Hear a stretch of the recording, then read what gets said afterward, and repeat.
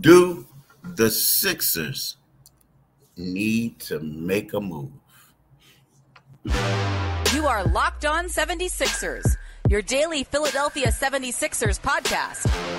Part of the Locked On Podcast Network, your team every day.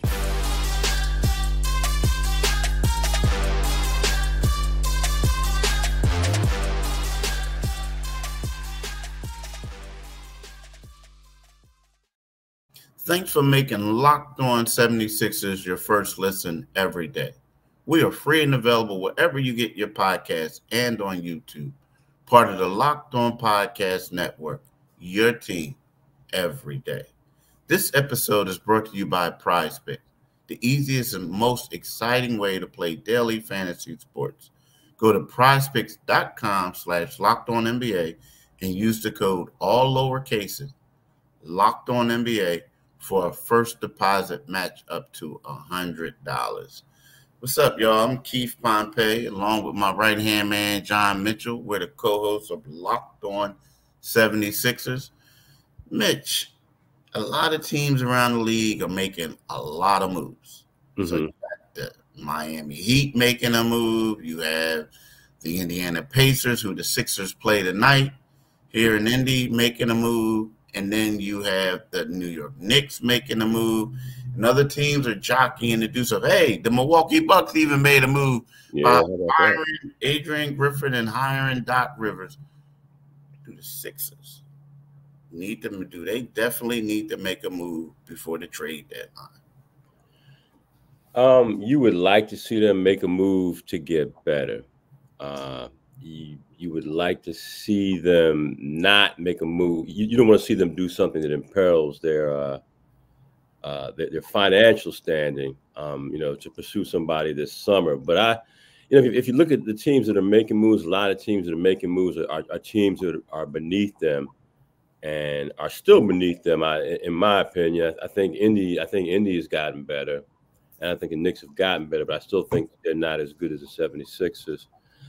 Do the Sixers need to make a move? It couldn't hurt. We talked about some names out there, DeJounte Murray, Malcolm Brogdon. There's some players out there who can help them. And, they have some question marks now because, if you look at the sick bay for the 76ers, it's you got Covington, his situation. You've got you're waiting for DeAnthony Melton to come back. You want to see this roster get completely healthy, but it all goes back to Daryl Morey.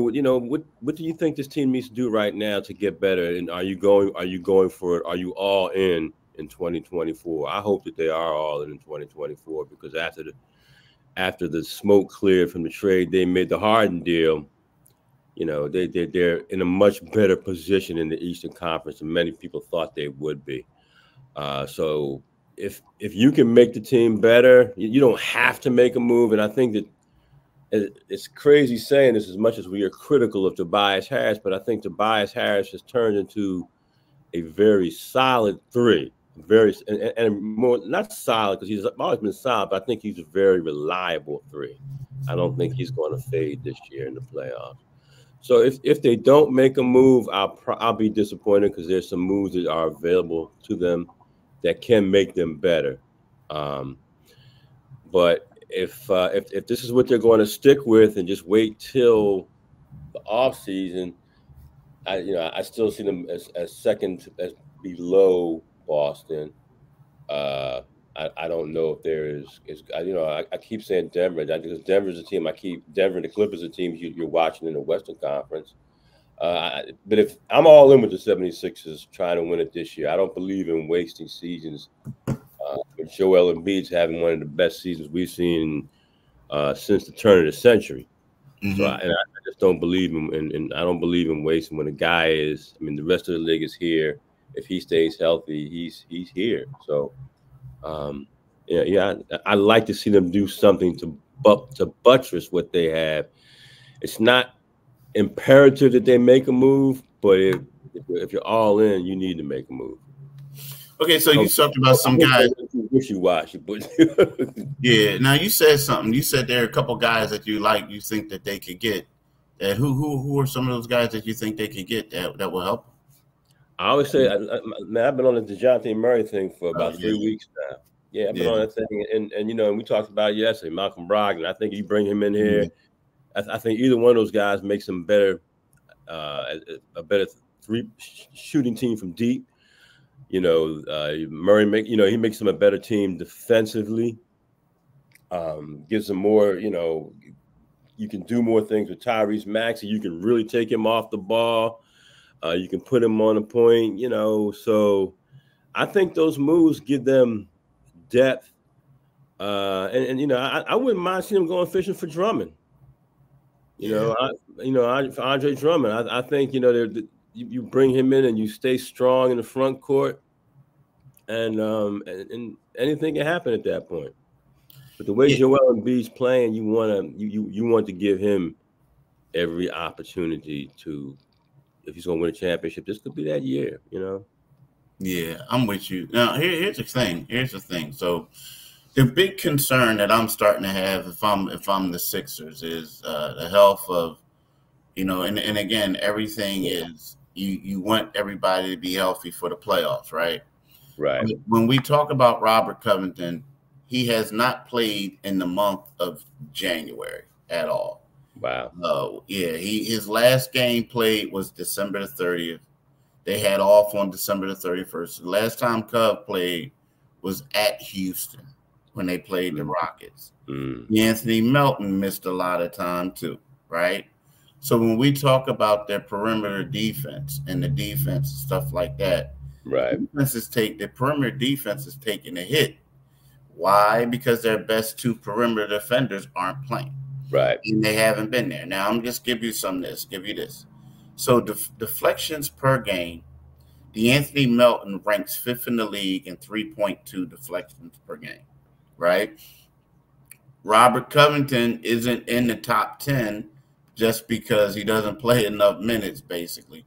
But when you go down to, the deflections per 36, you know, Kev ain't even on the list now because he don't play enough games at all. So he's not even qualified for the list. But before, there was a point where Kev was leading the league in deflections per 36 minutes. But he ain't on there now, right? Yeah. Just because of that. Like, you know, his number was high. He was up there like in the six total, right? Anthony Melton is 6 on that list at 4. Now, Anthony Melton is also one of the top players in the league in regards to steals, all this other stuff.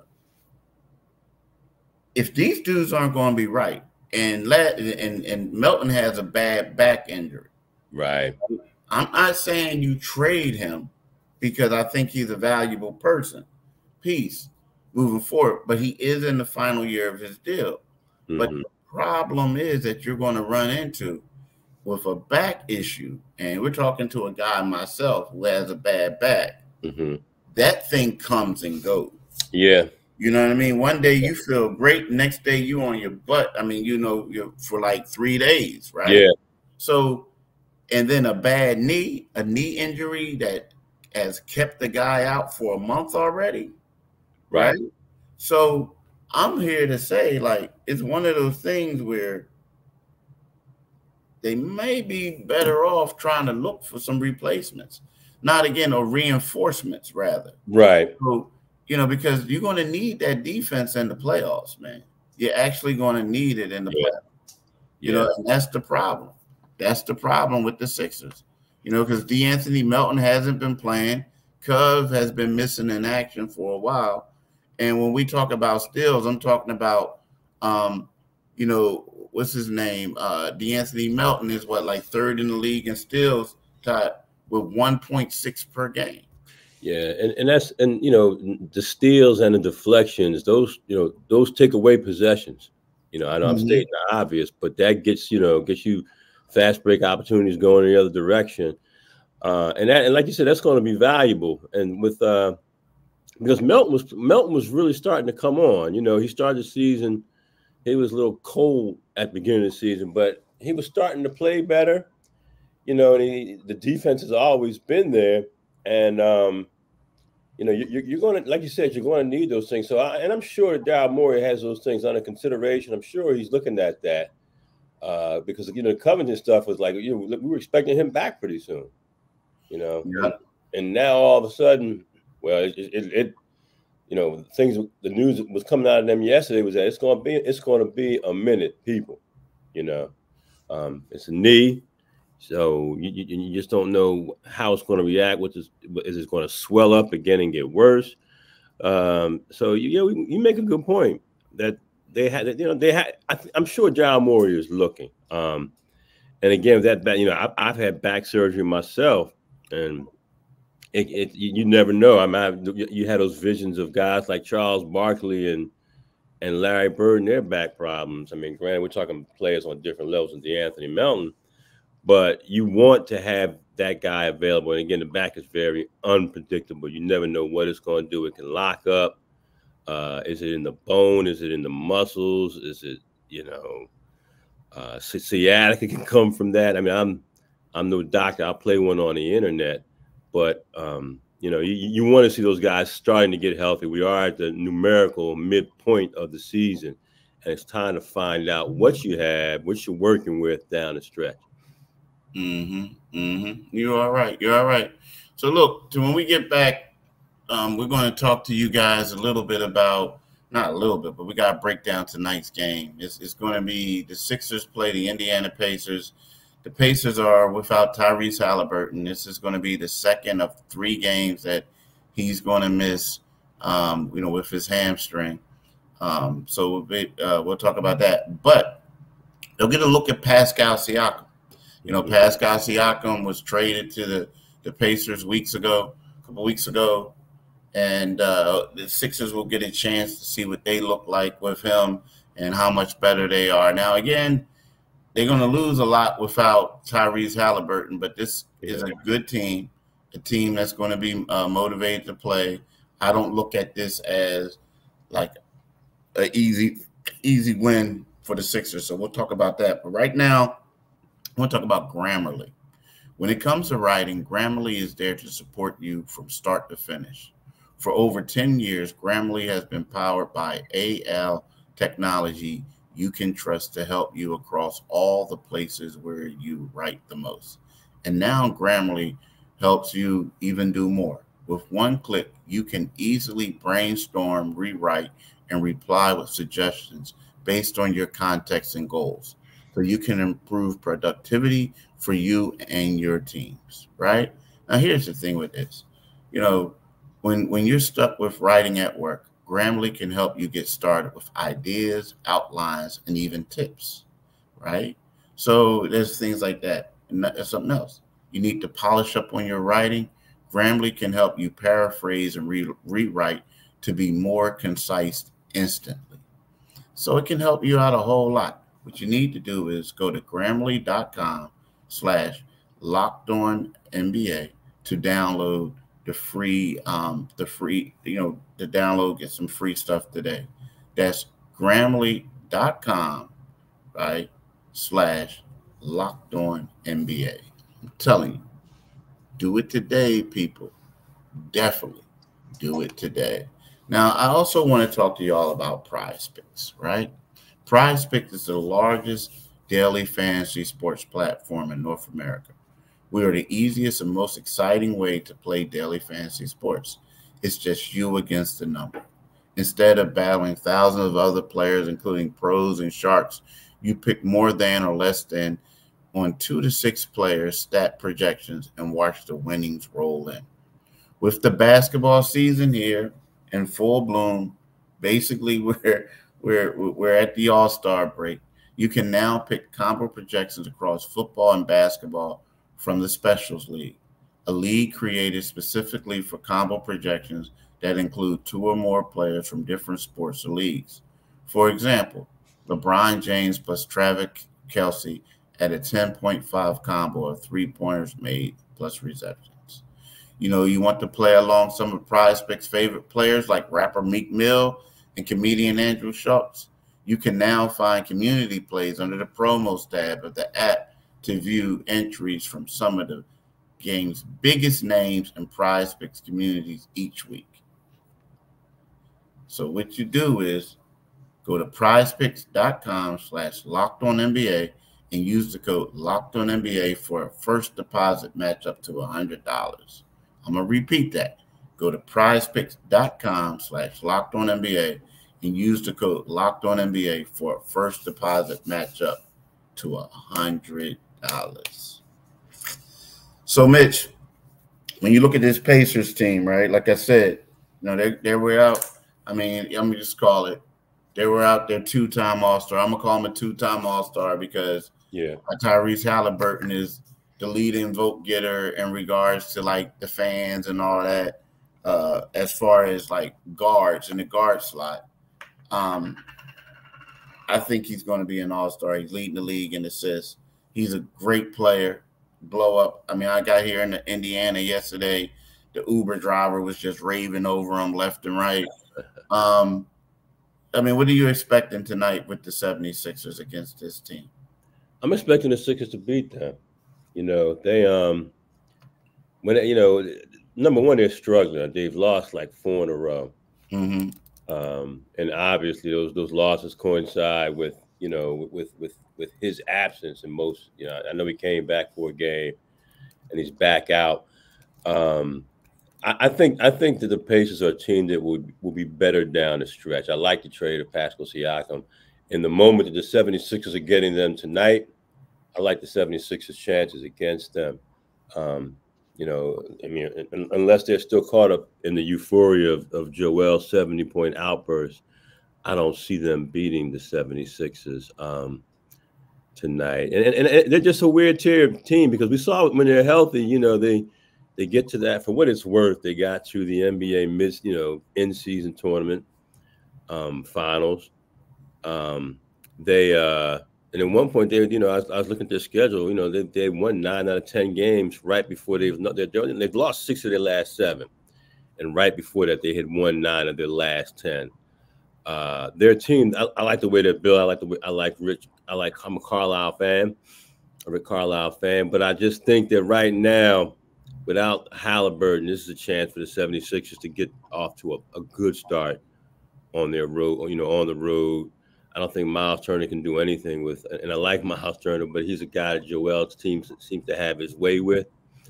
And I'm expecting a win. Yeah, their losses, like the one thing I don't like about the league, what they're doing, this ESPN thing, like they always lump like the Lakers loss, which doesn't even count as like one of their latest losses, right? Yeah. But the one thing the surprising one of the 3 of the most recent ones to me was the one in Portland when they lost. Now that was a game where you had, Miles Turner with a phenomenal double-double with 29 points, 12 rebounds. Halliburton had 17 assists, but they lost to, the Portland Trailblazers, right?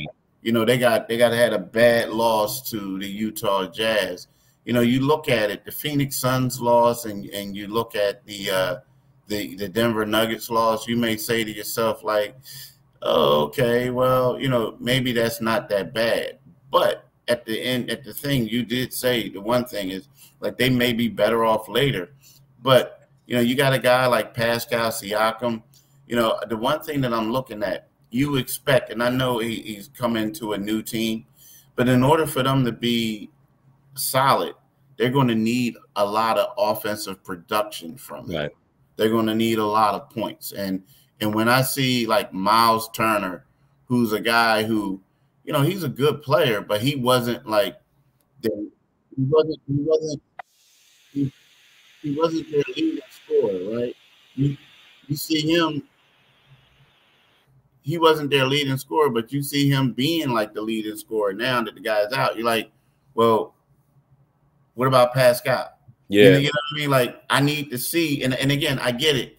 It's a new team. It's going to take time. But I need to see Pascal be that dude because that's what you're here. Like, if Halliburton's not here, I need you to be that dude. And it's not a knock against Miles, because I think he's a good player. Mm-hmm. But when I look at him, I need him to grab rebounds. I need him to, block shots. Right now, and it's funny, like, yeah, Pascal was averaging 17 points, but it's like, to me, I need you to get back up to that 22-point range that you had when you were with Toronto. Like those 5 points, I know it doesn't sound like a lot, but I need those 5 points if I'm the coach. Like, I can't have you deferring. No, and it is a lot of points because I mean those games were all close. The Denver game was close. And like I said, they'll when you if you getting them later in the season, I think they'll be a problematic team. I think they're the 7th seed right now. I think there's a possibility that they can move up higher than that. I like their roster, and as you know, I was a huge Pascal Siakam fan. I thought he would be a great fit here. Of course, he's going to last year of his contract. Is he? That's the Pacers issue now. Will he resign with them? But if Miles Turner is your guy and you've made this big midseason move, then things are not clicking right now.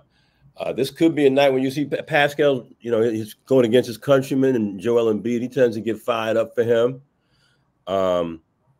But I do think that just when you take a guy like Halliburton, he's the best assist man in the league, and when he's not in your lineup, you're going to suffer. So I think, this is a night for the 76ers to go in there, to go into Indy and get one before, the rematch with Denver. I think it's there for them to take. I just hope you're hoping that the 76ers have moved beyond, Joel's 70. It's going to, in that sense, it's going to be a test. You have a team that's limping a little bit, and granted, the 76ers are limping too, but the Sixers have been playing without their pieces for a minute now. As much as we'd like to have Covington and DeAnthony Melton in there, those guys have been missing for, they've been MIA for a minute. So, again, I think this is a game where Joel can, have his way in the middle or in the mid-range, wherever he scores, wherever he wants to these days. And I think this is a game, as long as they don't take it as easy as I'm forecasting it to be, I think they should win. Yeah, and one thing for Sixers fans, they get an opportunity to see T.J. McConnell play a lot tonight. I expect him to play a lot. The last game, he led them in assists. So we'll see Mr. Gritty T.J. McConnell. Now, but when we get I love TJ.